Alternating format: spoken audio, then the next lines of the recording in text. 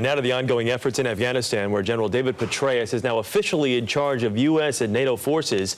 Meanwhile, in Washington, the war is coming under a barrage of criticism from both the left and the right. CBS News senior White House correspondent Bill Plante has the very latest for us this morning. Bill, good morning to you.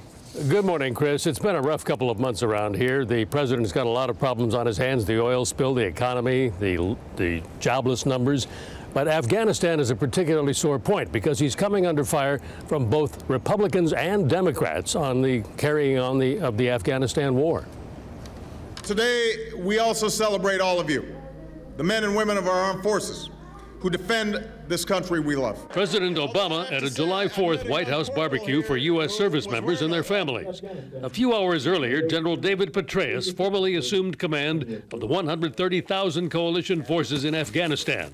He's taking charge at a critical time. 102 coalition members were killed in June, the deadliest month yet in the 9-year war. And there's growing concern that Afghan leaders can't or won't control the rampant corruption. We must demonstrate to the Afghan people and to the world that al-Qaeda and its network of extremist allies will not be allowed to once again establish sanctuaries in Afghanistan.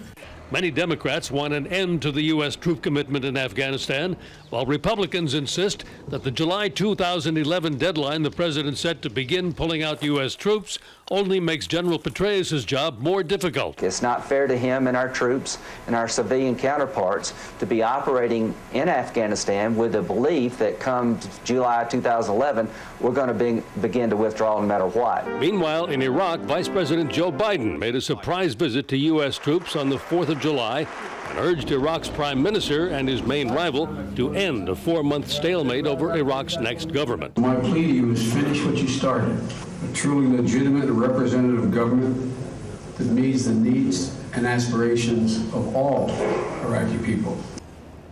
The vice president's message to the Iraqi leaders, according to a background briefing by White House officials, was, look, we have no favorites in this, but you have to get it together and form a government.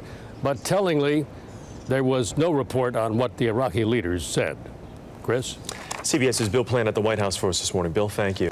A lot happens early on The Early Show, weekday mornings on CBS.